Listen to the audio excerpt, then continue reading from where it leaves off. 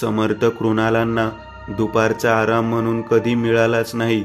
कधी कधी तर रात्री अपरात्री सुद्धा त्यांना भक्तांना संकटातून निवारण्याकरिता जावं लागत असे. संकट कधी सांगून थोडी येत असे. कोणाला पिंपळावर मुंजा धरे, तर कोणाला विहिरीत पडून मेलेली नैना हाडळ झपाटे, कुणावर करणी जादूटोना भानामती मूठमारण झालं तरी संकटाकरता बाधित इसम आवलिये समर्थ कृणालांकडे येत असायचा. मग समर्थ काही काही उपाय सांगत. ह्या वाटेतून जाऊ नका, ही विभूती घे, रात्री दरवाजात टाक, कपाळाला लाव, पिंपळाच्या खाली तांदळाच्या गोळ्यांचा नैवेद्य ठेव, असेच काही काही उपाय समर्थ सांगत असत. आणि काय चमत्कार घडायचा. बाधिताची बाधा उतरलेली असे. आदल्या दिवशी मळूल निराश चेहऱ्याने आलेला भक्त दुसऱ्या दिवशी आनंदी चेहरा घेऊन यायचा. समर्थांचे चरण स्पर्श करून पाया पडायचा. मुंबई शहरात समर्थ कृणाल यांचा एक छोटंसं मठ होतं, सदा भरलेला. तिथेच ते गबलू मेनका सोबत राहत. सोमवार ते रविवार सकाळी 9 ते सायंकाळी 7 पर्यंत मठ चालू असायचा.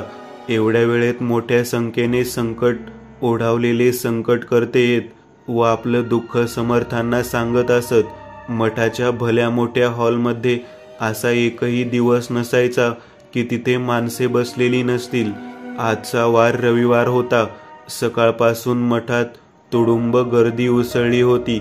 समर्थ न थकता आलेल्या भाविकांचं दुःख निवारण करत होते. पाहता पाहता संध्याकाळ झाली. 6:45 वाजता एक ढब्बू जाड्या देहाचा ढेरी सुट्या 50च्या आसपासचा इसम मठाच्या द्वारातून आत आला. अंगात निळ्या रंगाचा शर्ट, त्यावर गडद निळसर रंगाच्या उभ्या आडव्या रेषा, खाली शिवलेली काळी कॉटनची पॅन्ट, पायात साधी चप्पल, डोळ्यांवर नंबरचा चष्मा होता. त्यातून ते थकलेले डोळे स्पष्ट दिसत होते. चेहऱ्यावर निराश, दयनीय, काळजी, भय असे मिश्रित भाव पसरलेले. जणू हा इसम मोठ्या घोर संकटात सापडला होता. हॉलमध्ये सतरंजीवर बसलेल्या माणसांमध्येच तोही बसला. हॉलमध्ये सर्व माणसांच्या पुढे गादीवर मांडी घालून समर्थ बसले होते. त्यांची नजर त्या इसमावर गेली होती. समर्थांच्या वाचक दृष्टीने त्यांनी त्या इसमाच्या चेहऱ्यावरील भाव वाचले होते. हा इसम कोणत्या तरी घोर संकटात सापडलेला आहे हे त्यांना नुसतं पाहण्यानेच कळालं होतं. समर्थांच्या दृष्टीत एक दैवी शक्तीचा अंश होता. समोरच्या चेहऱ्यावर पसरलेल्या नुसत्या भावनात्मकांनीच ते पुढील माणसाच्या मनात काय सुरू आहे हे ओळखत असत. समर्थांच्या डाव्या बाजूला दात काढत हसणारा गबलू होता, तर उजव्या बाजूला मेनका. समर्थांनी उजव्या बाजूला उभ्या मेनकाला इशारा करत आपल्याकडे बोलावलं. मेनका समर्थांपाशी आली. तसा समर्थांनी तिला त्या इसमाला आपत्कालीन खोलीत न्यायला सांगितलं. मेनका त्या इसमाशी चालत आली. 1 मिनिट तिचं आणि त्या इसमाचं काहीतरी बोलणं झालं.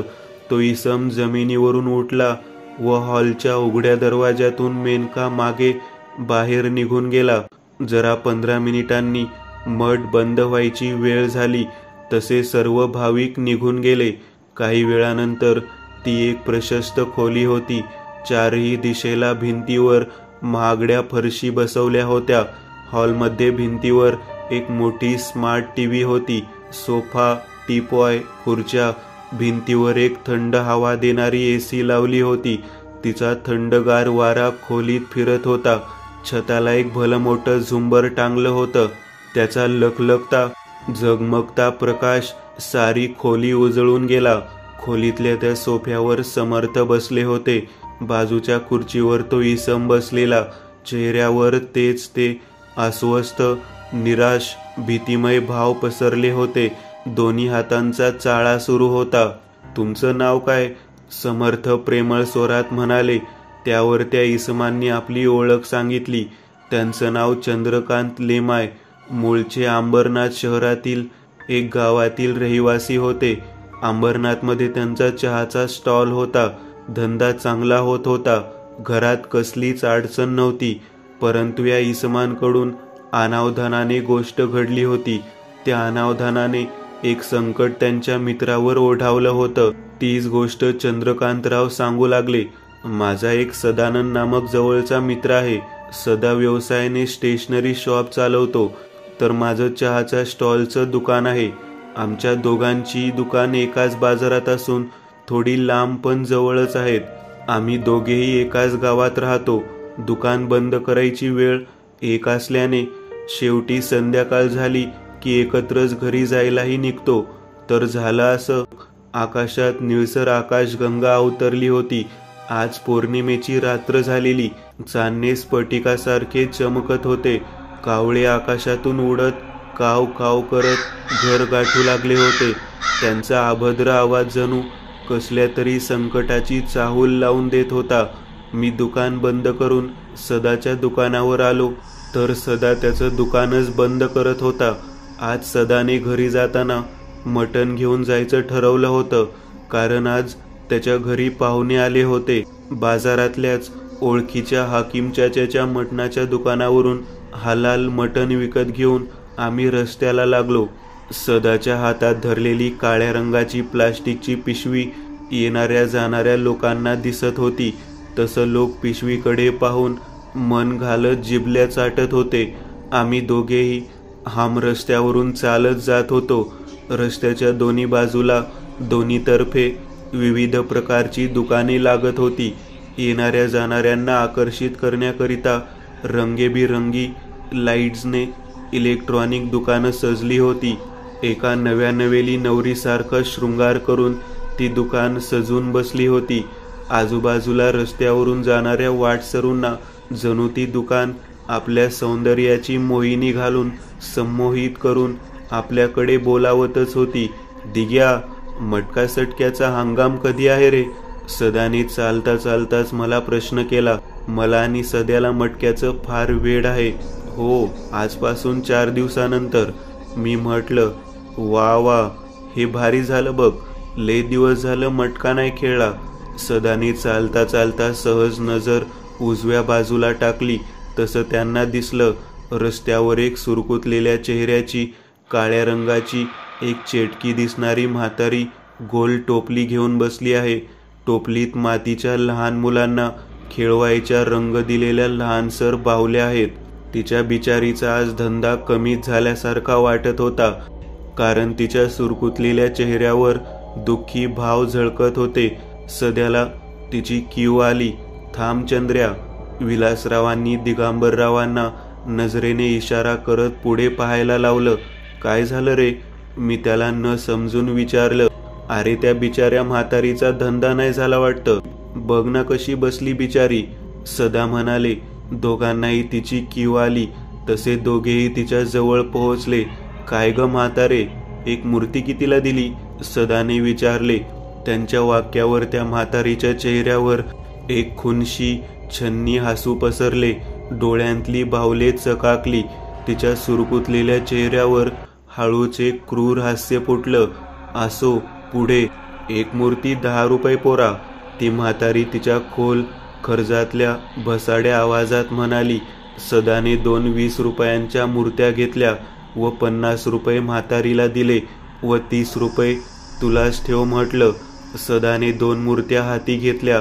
सदाने मला सुद्धा एक मूर्ती घ्यायचा आग्रह केला, परंतु त्या म्हातारीला माझ्याकडे ते विचित्र न शोभणारं हास्य करून पाहता मला ती मूर्ती काही आवडली नाही. पोरा, आज तुझ्यामुळं माझा थोडासा तरी धंदा झाला बघ, नाहीतर आज माझी चूल पेटलीच नसती बघ. ती म्हातारी आपल्या जागेवरून उठली. टोपलं डोक्यावर ठेवून घरी जाऊ लागली. आम्ही दोघेही पुन्हा रस्त्याला लागलो. माझ्या मनाला मात्र त्या म्हातारीचं वागणं फार विचित्र वाटलं होतं. म्हणूनच मी मागे वळून पाहिलं. तसं मला दिसलं, त्या म्हातारीने मागे वळून मान हलवत आम्हालाच पाहत होती. तिच्या एका गालात तेच ते क्रूर हसू होतं. डोळ्यात उचेष्टेची लकाकी होती. मला तिचे ते भाव भयंकर अस्वस्थ करत होते. आम्ही तिची मदत केली आणि ती अशी पाहत होती इतक्या भयंकर हास्याने. 20-25 मिनिटांनी आम्ही दोघांनीही बाजार मागे सोडलं होतं. आता आमच्या गावचा मातीचा माळरान रस्ता लागला होता. अवतीभोवती माळरान होतं. उंच उंच डोंगर दऱ्या दिसत होत्या. माळरानातल्या खालच्या जमिनीवर हिरवा गवत उन्हाच्या उष्ण प्रकाशाने सुकून तपकिरी झाला होता. त्याच तपकिरी गवतात कधी कधी एक सळसळ ऐकू येत होती. नक्कीच त्यावरून मानवी चाहुलीला भिवून जमिनीवर रेंगाळणारा सर्प दूर पळून जात होता. सदाला लहानपणापासून भूताच्या गोष्टी ऐकायला व मसाला लावून सांगायची फार हौस. आता सुद्धा तो मला माळरानातल्या माटुळक्या नामक भूताची आपबीती सांगत होता. सदा, हा विषय इथे काढू नको, घरी गेल्यावर बोलू, कारण माझी आई म्हणते रात्री अशा जागेवर असा विषय काढू नये, नाहीतर चेष्टा होते. अरे दिके, असं काहीही नसतं रे. भूतबीत ह्या गोष्टी खोट्या आहेत. मी तर फक्त तू भीतो म्हणून तुला मुद्दामून सांगत होतो. सदा माझ्या बोलण्यावर मला व मोठ्याने येड्यासारखा लागला. तेवढ्यात मला त्याच्या हातात असलेली ती राजस्थान पेहराव असलेली स्त्री आणि पुरुष अशी मातीच्या बाहुल्यांचे डोळे लाल रंगाने चकाकताना दिसले. परंतु पुन्हा पाहिल्यावर मात्र ते डोळे जशास तसे होते. मला वाटलं माझा भास असावा. असंच थोडा वेळ भूत आहे की नाही ह्या विधानावर आमच्या गप्पा चालल्या. सदा माझी जरा चेष्टा करत होता. मला त्याचं हे बोलणं पटलं नव्हतं. शेवटी मी आणि सदाचं एक छोटंसं भांडण झालं आणि रागाच्या भरात मी काय ते बोलून गेलो. समर्थांच्या पुढ्यात खुर्चीवर बसलेल्या चंद्रकांतरावांचे हात लटालटा कापू लागले. चेहऱ्यावर भीती छा गई. श्वास मोठ्याने आत बाहेर ओढले जाऊ लागले. जणू पुढे जे काही घडलं भीतीदायक होतं. चंद्रकांतराव थिजल्यासारख्या जागेवर बसले होते. मेनका, गबलू, समर्थ ते पुढे काय सांगतील हे ऐकण्यासाठी आतुर झाले होते. तसे चंद्रकांतराव बोलू लागले. मला सध्याचा खूप राग आलेला. तसा मी रागातच त्याला म्हटलं, ठीक आहे सध्या लेका, खूप हिंमत आहे ना तुझ्यात, जाम दम आहे ना, तर एक काम कर, तुझ्या या मटणाच्या पिशवीतून एक माणसाचा तुकडा काढ आणि पुढे बंद पडलेली फॅक्टरी आहे माहितीये ना, तिथे त्या फॅक्टरीत एक वडाचं झाड आहे. त्या झाडाला नाही का एका कामगाराने 4 महिन्याचा पगार न मिळाल्याने फास लावून जीव दिला होता आणि त्यामुळे फॅक्टरी बंद झाली होती. चल, त्याच झाडाखाली हा मटणाचा तुकडा ठेव आणि त्या आत्म्याला आव्हान दे. मी एवढं बोलून शांत झालो आणि एकटक सदाची प्रतिक्रिया काय येते ते पाहू लागलो. पण खूप वेळ निघून गेला. सदा गप्पच होता. मला वाटलं सदा घाबरला. आम्ही वाटत चालतच होतो. हळूहळू रस्ता कापला जात होता आणि बंद पडलेली खुराना फॅक्टरी जवळ येत होती. शेवटी 5 मिनिटांवर फॅक्टरी आली आणि तोच सदा पुन्हा मस्तीत आला. इतकं वेळ शांत चालणारा सदा येड्यागत वागू लागला. त्याने मला फॅक्टरी बाहेर उभं राहायला सांगितलं आणि स्वतः आपल्या हातातली मटणाची काळी पिशवी त्या 2 अभद्र थोबाडाच्या बाहुल्या घेऊन फॅक्टरीच्या तुटलेल्या गेटमधून आत घुसला. चंद्र्या, तुझ्या मनासारखं करून येतो. सद्याने मला शिव्या दिल्या व फॅक्टरीच्या दिशेने निघाला. फॅक्टरीला 4ही बाजूंनी तारेच्या जाळीचं कंपाऊंड होतं. मधोमध 2 झापांचं गेट होतं. एकीकडचं शाबूत तर दुसरं दारुड्यासारखं झुकलं होतं. गेटमधून पुढे आल्यावर 100 पावलांवरती बंद पडलेली काळी कुट्ट श्रापित वास्तू होती. कधी काळी तिथे मानवांचा 24 तास राबता होता. फॅक्टरीत काम करणाऱ्या वामन सिर्वे त्याचं 4 महिन्याचा पगार मालकाने थकवल्याने त्याने फॅक्टरीच्या पुढे असलेल्या वडाला आमुष्याच्या रातीला फास घेऊन आत्महत्या केली होती. मरणाचं कारण चिठ्ठीत लिहिलं होतं. 4 महिन्याचा पगार मालकाने थकवल्याने आत्महत्या करत आहे. वामनाच्या आत्महत्यानंतर फॅक्टरीत रहस्यमयी घटनांचा जणू पिसारा फुलला होता. मशीन आपोआप चालू बंद होत. रात्री अपरात्री एका अनोळखी अस्तित्वाची चाहूल लागे. अंधारात एकटं चालत जाताना काळी सावली उभी दिसायची, अगदी प्रेतासारखी ताठरपणा आलेली सावली. 1-2 जणांनी तर वडावर लटकणारं ते वामनचं भूत की प्रेत वडाच्या झाडाला लटकलेलं पाहिलेलं. त्याचे निर्जीव मृत बेडकासारखे खोबणीतून बाहेर आलेले डोळे, तोंडातून सरड्यासारखी बाहेर लोंबत असलेली जीभ, रात्रभर मयत झाडाला लटकत राहिल्याने त्वचा पांढरी पडली होती. मैतातून घाण कुजगट वास हवेत सुटला होता. चंदरने समर्थांकडे पाहिलं. समर्थ, खरं तर एक क्षण तर मला असं सुद्धा वाटलं की मी सदाला हे असं काही कर म्हणून सांगायलाच नको होतं. पण राग हा रावण असतो, हेच खरं. सदा आता थांबणार नव्हता. वेळ निघून गेली होती. सदा आता कितीही थांबवण्याचा प्रयत्न केला तरी तो माझं ऐकणार नव्हता. फॅक्टरीपासून जरा बाजूलाच एक 15 फूट उंचीचं वडाचं झाड होतं. वडाच्या झाडाच्या अजस्त्र भुतावळी फांद्या वाकड्या तिकड्या जखिनीच्या वाढलेल्या नखांसारख्या चहूबाजूंनी झाडावर पसरल्या होत्या.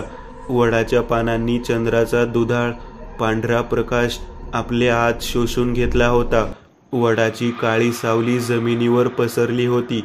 ह्याच झाडाला एकेकाळी आमुष्याच्या रात्रीच्या वेळेस वामनने फास लावून घेतला होता. फॅक्टरीतला कामगार माणसं तर असं म्हणत होती की त्या झाडावर वामनचा आत्मा बांधून पडलाय. त्या मुक्ती मिळाली नाही. तो अद्याप सुद्धा पगार मिळेल ह्या आशेने तिथेच टपून बसला आहे. चंद्रकांत गूढ स्वरात हकीकत सांगत होते. गबलू, मेनका, समर्थ, कृणाल सर्वजण कान देऊन मग्न होऊन ऐकत होते. वातावरणात अंधारून आलं होतं. उजेड म्हणायला सदाकडे स्मार्टफोन टॉर्च पेटलेली होती. वामनच्या मृत्यूनंतर घडणाऱ्या अपरिचित, भयावह, अकल्पनीय प्रकारांनी एक एक करत सर्व मजूर कामगारांनी फॅक्टरीत कामाला यायचं बंदच केलं होतं. सर्वांनाच काही बाई चेष्टा होताना जाणवल्या होत्या. जीव सलामत तो पगडी 50, नाही का? फॅक्टरी बंद असल्याने तिथे साफसफाई होणे अशक्यच. त्या झाडलोट होत नव्हती. टॉर्चच्या उजेडात वडाच्या झाडाची पानं, आजूबाजूला बराच कचरा खाली अंगणात पडलेला दिसत होता. दारू पिणाऱ्यांनी बाटल्या फोडल्या होत्या. सिगारेट, गांजा, बिडीची अर्धवट झालेली बुडे फेकली होती. आकाशात हलकसं चांदणं पडलेलं. तोच चांदण्याचा प्रकाश वडाच्या झाडावर पडला जात अंगणात झाडाची काळीशार, अभद्र, काळ सावटी, अतृप्त, अशुभ छाया उमटलेली. सदाच्या अंगाला अंगणात एक हलकासा गारवा झोंबत होता. रातकीटकांचा किरकिरण्याचा आवाज मंद गतीने कानांवर पडत होता. त्या आवाजाव्यतिरिक्त तिथे एक विलक्षण, अप्रिय शांतता होती. सदाच्या उजव्या हातात बोकडाच्या मांसाचा तुकडा होता. उजव्या हातात त्या बाहुल्या होत्या. तोच तुकडा त्यांनी कंबर वाकवून त्या चिंचेच्या झाडाखाली ठेवला आणि वाकलेल्या अवस्थेतच वर पाहिलं. तेव्हाच उजव्या हातातील बाहुल्यांच्या बारीकशी डोकी मंद गतीने सदाच्या रोखाने फिरली. त्यावर असलेले ते डोळे विस्तवागत चकाकले. चिंचेचं झाड अंधाराने गिळलं होतं. वेडेवाकड्या काळाशार फांद्यांमधून चंद्राची कोर दिसत होती. एक क्षण सदाला असं वाटलं, भास झाला की हातातील बाहुल्यांची डोके फिरलेत आणि आपल्याकडेच पाहत आहेत. सदाने गरकन वळून उजव्या हातात पाहिलं, परंतु त्या निर्जीव बाहुल्या तशाच होत्या, चेहऱ्यावर एक गूढ हास्य घेऊन उभ्या. इकडे मी चंद्रकांत भेदरलेल्या अवस्थेत सदाच्या कृतीला पाहत होतो. आजूबाजूचं वातावरण इतकं भयावह होतं की इथली हवा सुद्धा कोणाची तरी हेर असल्यासारखी वाहत होती. ए सद्या, चल ना, बस झालं, चल. माझी हाऊस फिटली ना, हारलो मी, चल. मी भीतच जागेवरून ओरडत तोंडात येतील तेवढ्या शिव्या सदाला दिल्या. शिव्यांची अक्षरशः लाखोली वाहिली. पण सदाने मात्र माझ्याकडे ढुंकूनही पाहिलं नाही. जणू त्याला आवाजच जात नव्हता किंवा ऐकूनही प्रतिकार देत नव्हता. मी सदाला सांगितल्यानुसार तो वडाच्या झाडाखाली जागेवर उभा राहिला व मोठ्याने ओरडून म्हणाला, हे माझे मायबाप, अंधाराचे राज्यकर्ता, अंधारातले रहिवासी, आता त्वरा करा, माखन नैवेद्य चाका आणि माझ्याबरोबर यावे. सदा एवढे बोलून दोन्ही हात हवेत उठवून वेड्यासारखा हसू लागला. पण काहीच झालं नाही. फक्त रातकिड्यांची किरकिर तेवढी थांबली जात एक विलक्षण थरथराट माजवणारी सुन्न शांतता पसरलेली. तोच अचानक निळभ्र आकाशातल्या पुनवाच्या चांदण्याला काळसूट ढगांनी घेरलं. व धाड असा कर्णभेदक आवाज झाला. ढगांच्या घर्षणाने म्हणा की त्या हैवानांची सिद्धांत खून म्हणा, एक लख्ख प्रकाश पडला जात सळसळती वीज आकाशातून खाली झेपावली, कुठेतरी पडली. मग वातावरणात घों घों करत वारा वादळ सुटलं व आला तसाच तो थोडा वेळ थैमान घालून निघून गेला.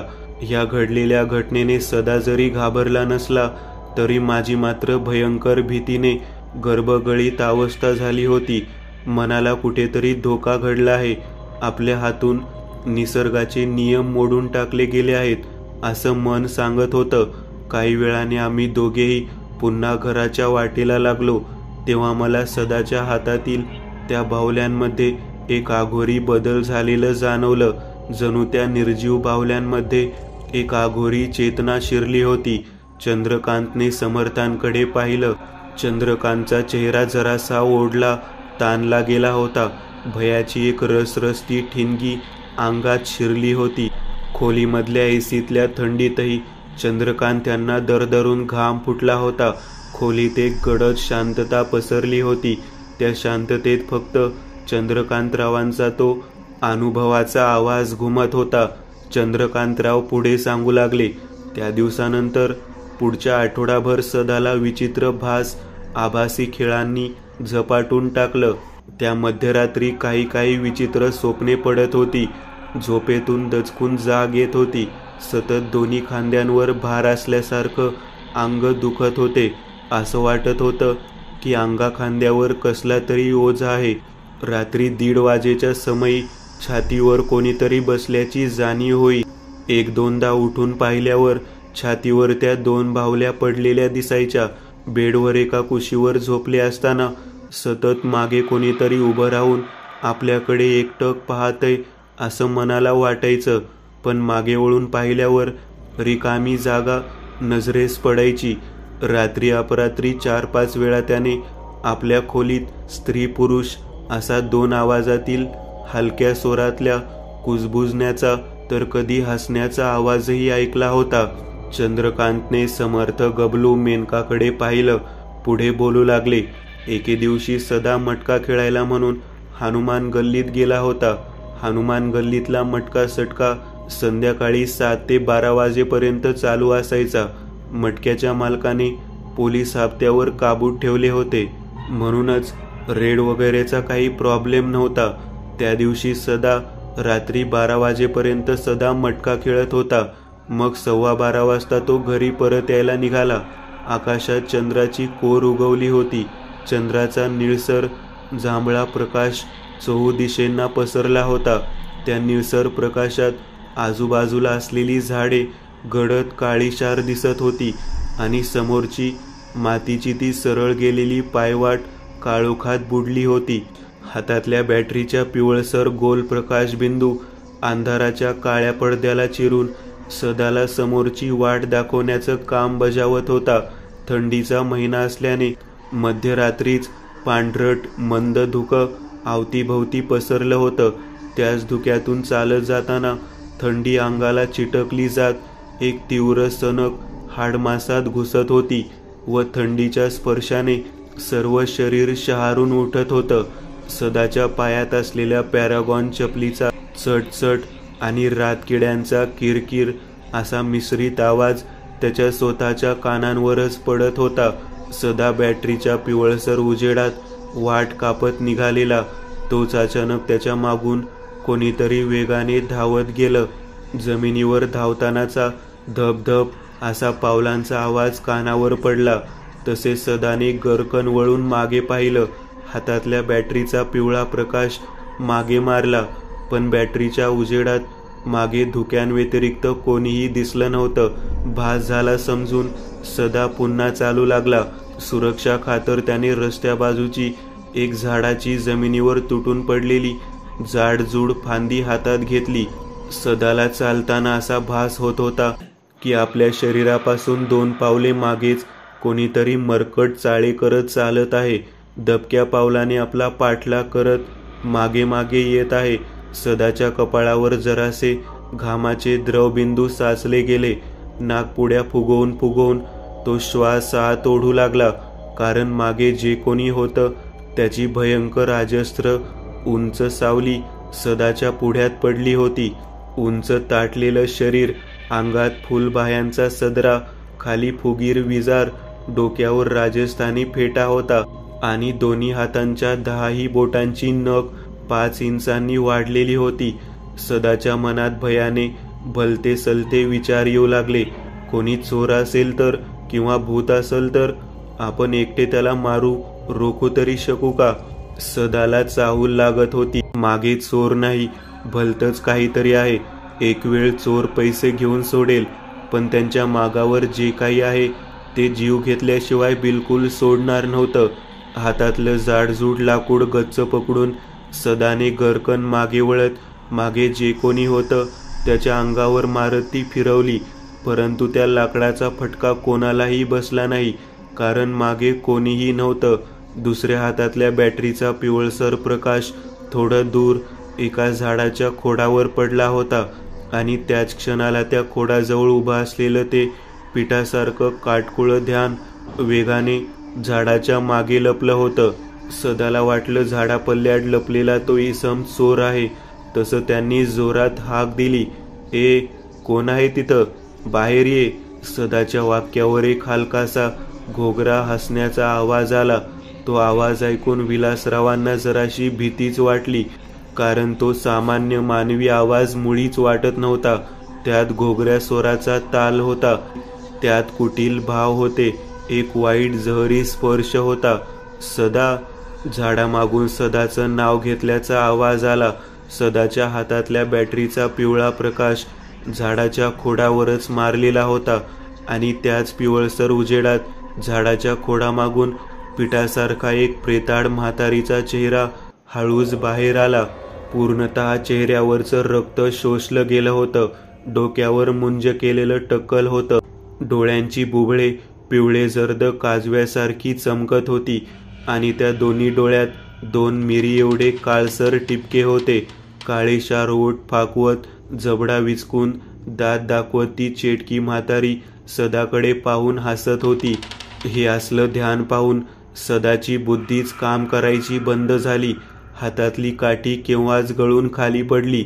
सदा, तू माझ्या बाहुल्या घेतल्या ना, त्यांना जागवल्या तू. बघ, ते आता सोबतच आहेत. त्यांना तू जाम आवडला आहे.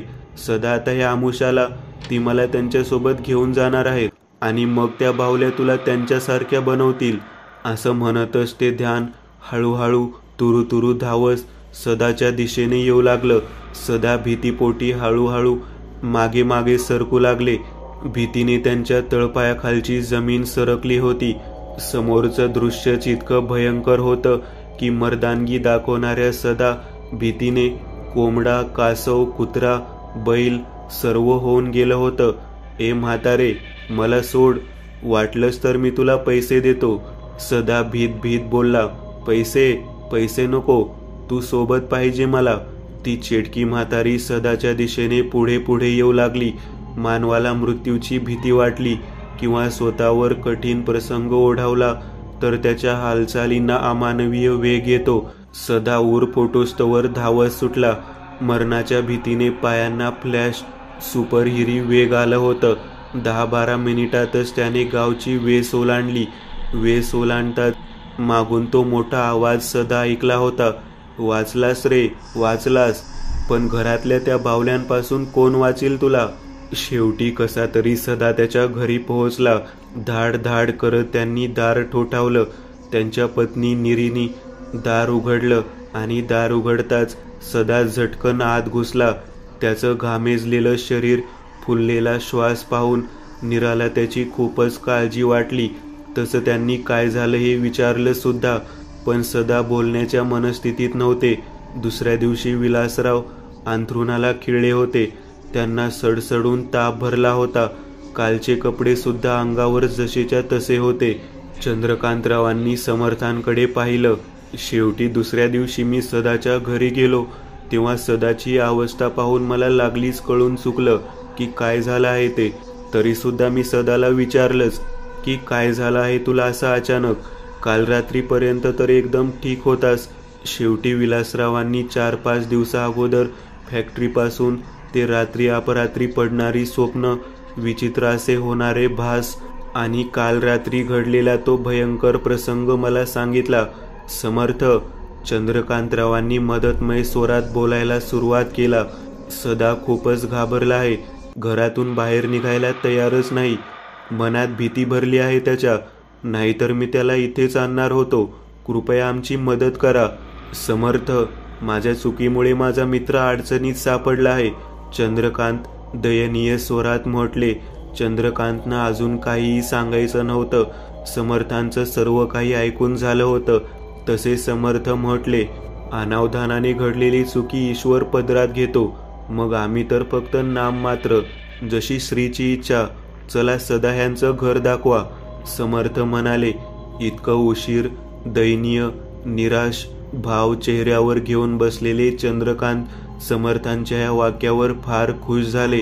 मेनकाच्या जीपमध्ये बसून सर्वजण सदा यांच्या घरी आले. सदा त्यांच्या खोलीत बेडवर पडले होते. सर्व शरीर भीतीने, अन्न पाणी सर्वांचा त्याग केल्याने देहाचा सांगाडा झाला होता. त्वचे हाड मांस चिटकलेले, डोळ्यांनी तळ गाठला होता, गालफाट आत गेले होते. 35शीतले सदा 70रीतले म्हातारे वाटत होते. समर्थांनी त्या म्हातारीकडून विकत घेतलेल्या बाहुल्या त्यांना द्यायला सांगितल्या. सदा यांच्या बायकोने समर्थांना त्या राजस्थानी बाहुल्या आणून दिल्या. समर्थांनी त्या हाती घेताच बाहुल्यांमधील अशुभ ऊर्जेचा उच्चांक त्यांना जाणवला. त्या साधारणशा मातीच्या बाहुल्या, त्या निर्जीव बाहुल्यांमध्ये एक आसुरी चेतना घुमसत होती. समर्थांनी एक काळा दोरा हातात घेतला.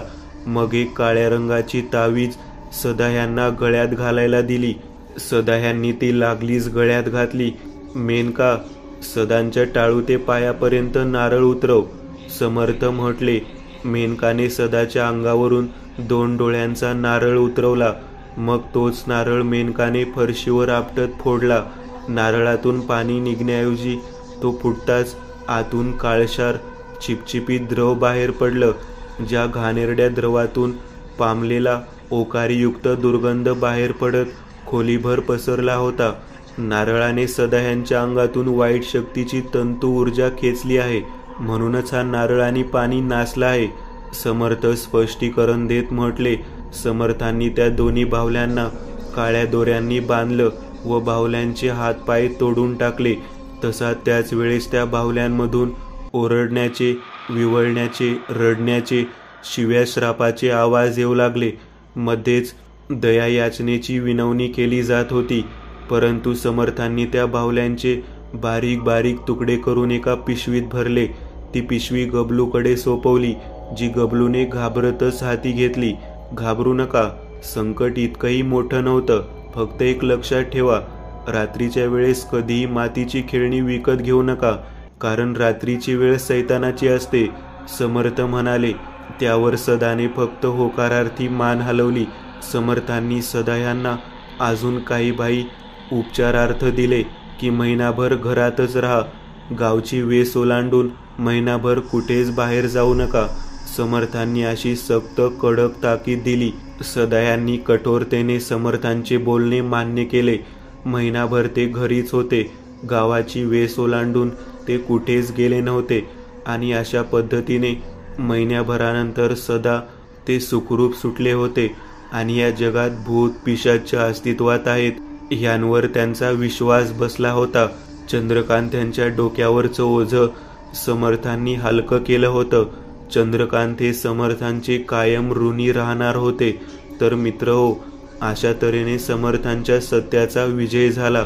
लवकरच भेटू पुढील समर्थ कथेत.